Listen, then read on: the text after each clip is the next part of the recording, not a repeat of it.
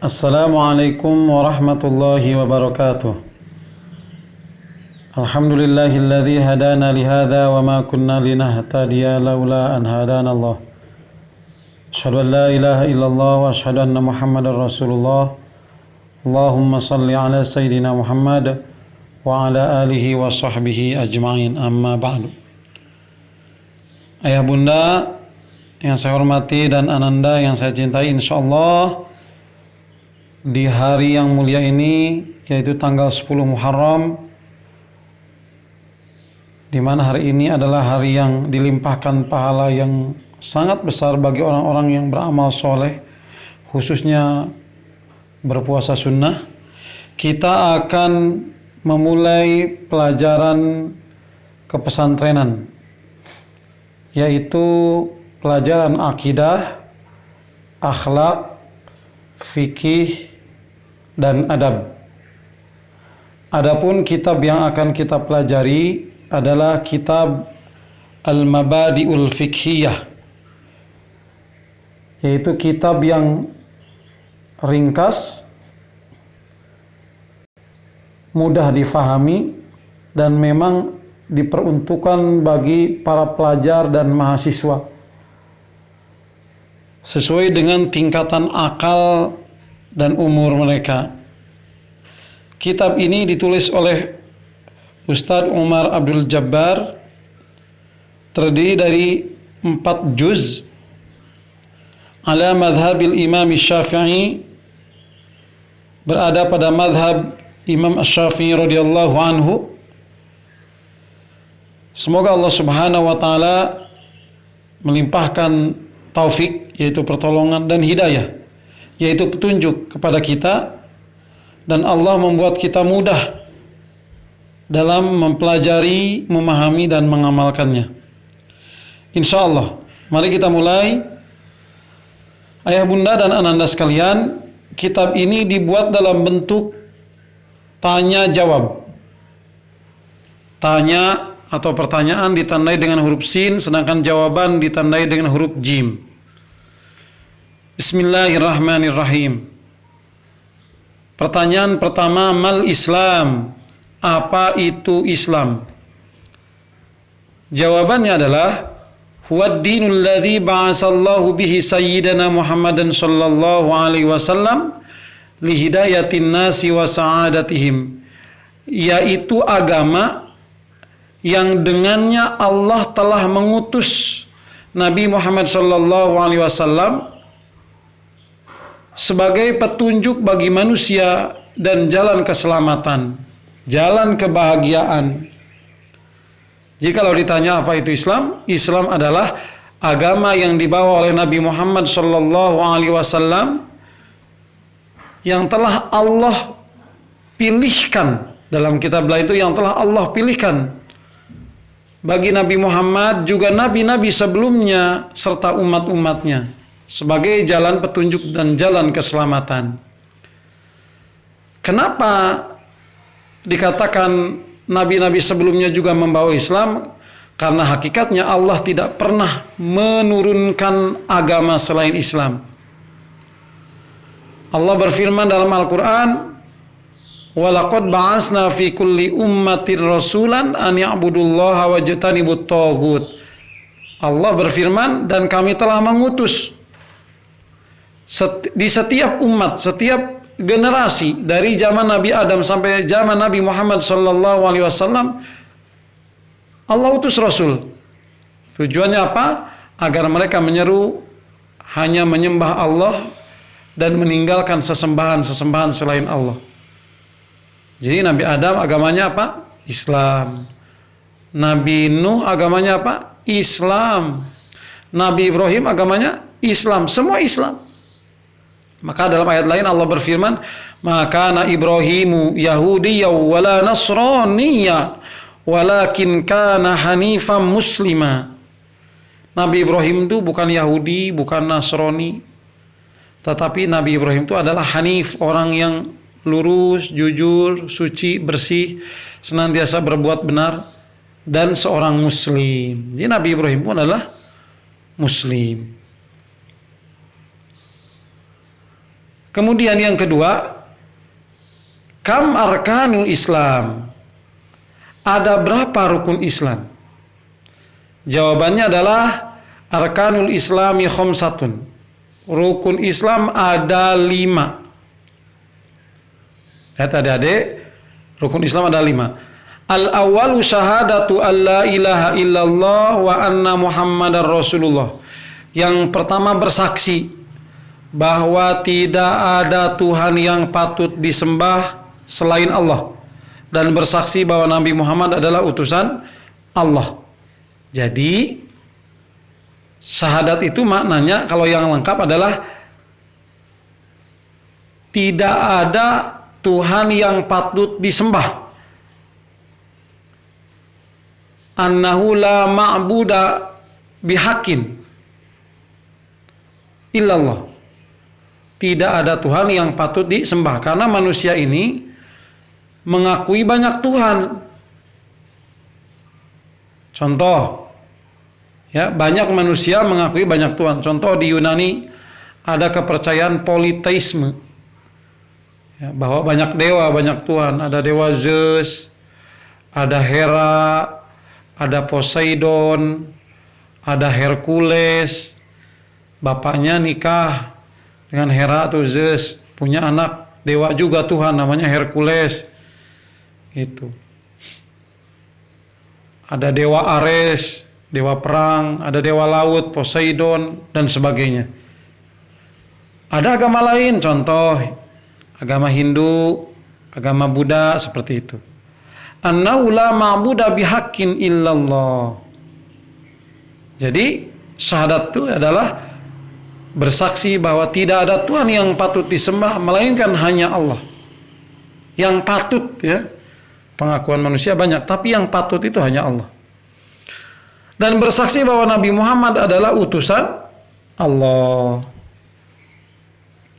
Yang kedua, as-sani iqamus shalah. Yang kedua adalah menegakkan salat. Menegakkan. Jadi bukan hanya mengerjakan, tetapi juga menyempurnakan, mulai dari syaratnya, kemudian adabnya, rukunnya, ya, sunnah-sunnahnya, wajib-wajibnya, semuanya dikerjakan. Jadi kalau dikatakan iqamus shalah, kalau lihat di dalam Al-Quran, perintahnya senantiasa aqimus shalah, iqamus shalah, tuqimas shalah, kan? Semua dari kata qoma atau dari kata aqoma, yaitu menegakkan. Kalau hanya sekedar mengerjakan, semua orang bisa. Tetapi yang paling penting adalah menegakkan.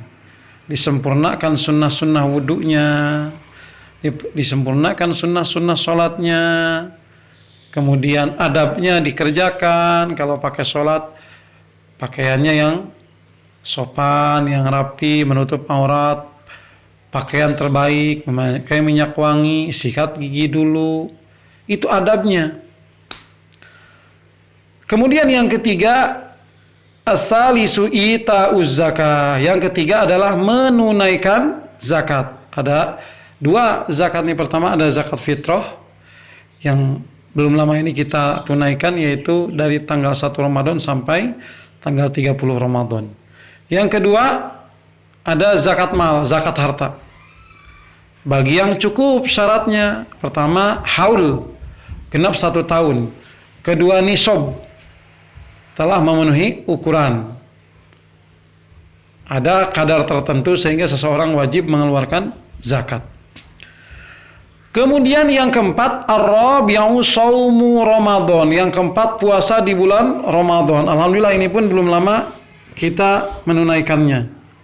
Semoga puasa yang sudah kita kerjakan diberikan pahala oleh Allah Subhanahu wa taala dan diterima. Yang kelima, al-khamisu hijjul baiti lil mustati'. Yang kelima adalah berhaji ke Baitullah bagi orang-orang yang mampu secara fisik. 2, mampu secara finansial. Uangnya cukup, ada untuk ongkos, ada untuk bekal keluarga yang ditinggal di rumah, dan ada untuk bekal di perjalanan sampai pulang kembali ke rumah. Dan ulama juga mensyaratkan ada bekal yang ketiga, yaitu bekal ilmu. Kenapa? Karena haji itu adalah ibadah yang menggabungkan apa? Pertama, berkorban harta, berkorban waktu, mengorbankan tenaga. Dan semua itu harus didasari ilmu agar syarat hajinya terpenuhi, rukun hajinya terpenuhi, wajib hajinya terpenuhi. Karena sungguh rugi kalau kita mengerjakan ibadah haji, kemudian ada sebagian rukun tidak dikerjakan, maka wajib diulang di tahun depan karena hajinya tidak sah. Nah, jadi itulah yang disebut dengan rukun Islam. Kemudian pertanyaan berikutnya, ma makna asyhadu alla ilaha illallah? Apa makna asyhadu alla ilaha illallah?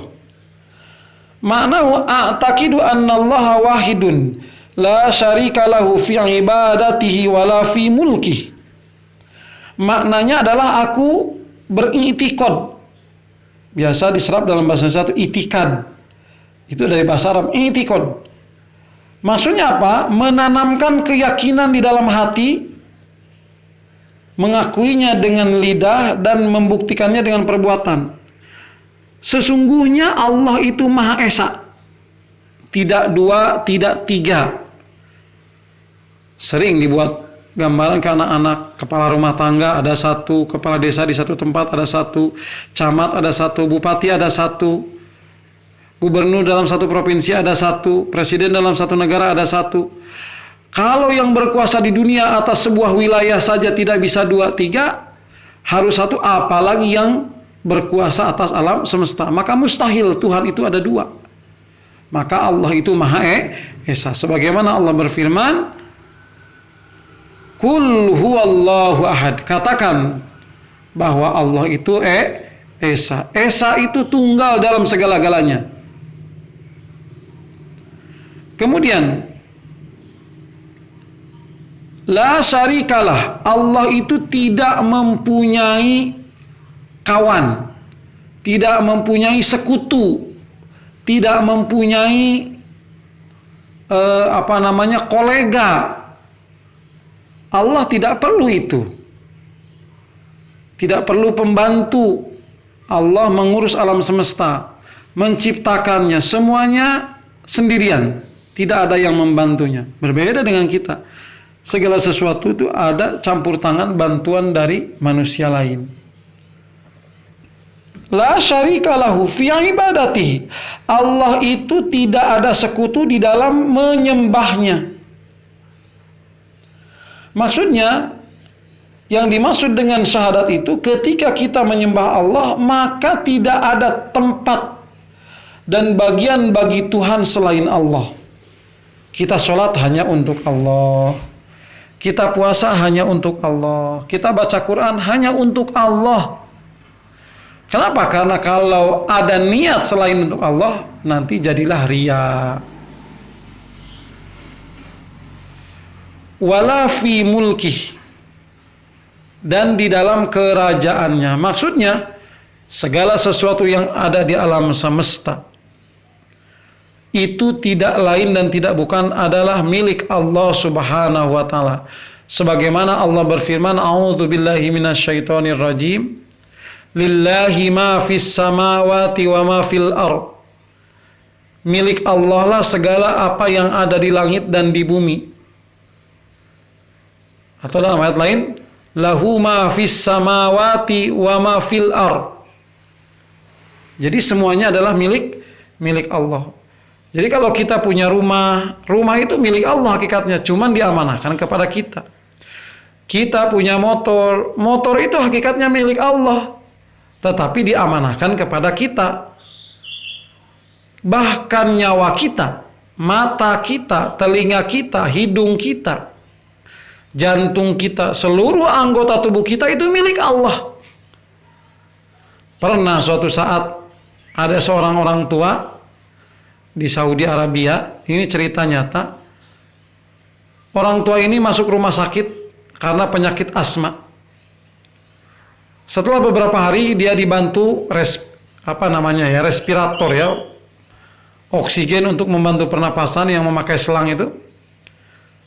Kemudian minum suplemen dan sebagainya, dirawat di rumah sakit sekitar seminggu, kemudian dia keluar. Begitu mau keluar, mau bayar, di situ di nota tagihannya ada catatan oksigen, dibayar sekian ratus real. Menangis orang tua itu, menangis sejadi-jadinya.